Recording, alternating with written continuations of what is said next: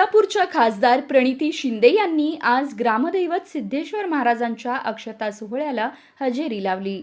या प्रसंगी त्यांना पत्रकारांनी प्रश्न विचारले असता त्यांनी भाजपला लक्ष केलं। यात त्यांनी अनेक मुद्द्यांवर आपलं मत मांडलं। बघा काय म्हणाल्या प्रणिती शिंदे। नाही, आता काही तत्वच राहिले नाही आहेत। काही त्या ठिकाणी एक प्रकारची जी जाणीव असून जी लढाई होत असते राजकीय, ती राहिलीच नाही। राजकारणाची पातळी ह्या भारतीय जनता पक्षाने एवढी खाली आणली आहे। आजच बघितलं आपण की राष्ट्रवादीचा उमेदवार भाजपने पळवला, म्हणजे पळवापळवी, ही तवाळगिरी, ही गुंडागर्दी कशाला आमच्या सोलापूरची एवढी चांगली जी संस्कृती आहे ती खराब करताय तुम्ही।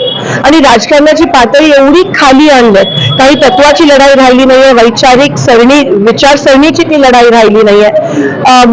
मला असं वाटतं आता लोकांमध्येच आपल्याला एक उमेद आहे आणि लोकच या लोकांना धडा शिकवू शकतील। दुसरं काही पलीकडे राहिलं नाही आहे ह्याच्या। हे जे बोलण्यासारखं पण काही टिप्पणी करण्यासारखं राहिलं नाही आहे, कारण का बातमी बघूनच आपण नेमकं कुठे घेऊन आलोय समाजाला किंवा लोकांना हा प्रश्न येतो। आणि कुठेतरी मला असं वाटतं त्या लोकांच्या हातातच सगळ्या लोकच ह्यांना जागा, जनतेच्या माध्यमातूनच ह्यांना जागा, खरी जी त्यांची जागा आहे ती दाखवली। 16 तारखेचा निकाल काय अपेक्षित आहे?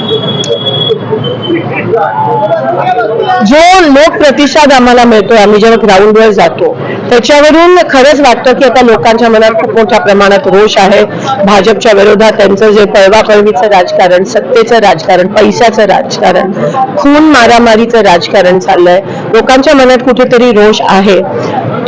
त्याचं नक्कीच मतपरिवर्तन होताना आम्हाला दिसेल 16 तारखेला।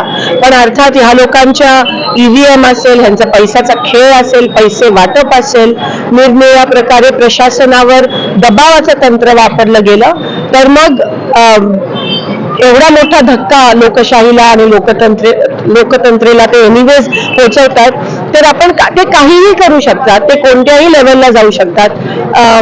मला असं वाटतं की आता त्यांना जनसेवा करण्याची त्यांची पात्रताच राहिली नाही आहे। त्यांना फक्त लक्ष्मी सेवा, पैशाची सेवा करायची आहे, एवढंच भाजपला जमतं। जनसेवा हा त्यांचा खोटा चेहरा आहे, त्यांचा खरा चेहरा आता समोर येतोय। लोकांना फक्त हे कळावं आणि लोकांना हे दिसावं, अशीच मी सिद्धरामेश्वराच्या चरणी प्रार्थना करते। खरं तर अनेक कार्यकर्त्यांना नोटीस दिल्या जात आहेत।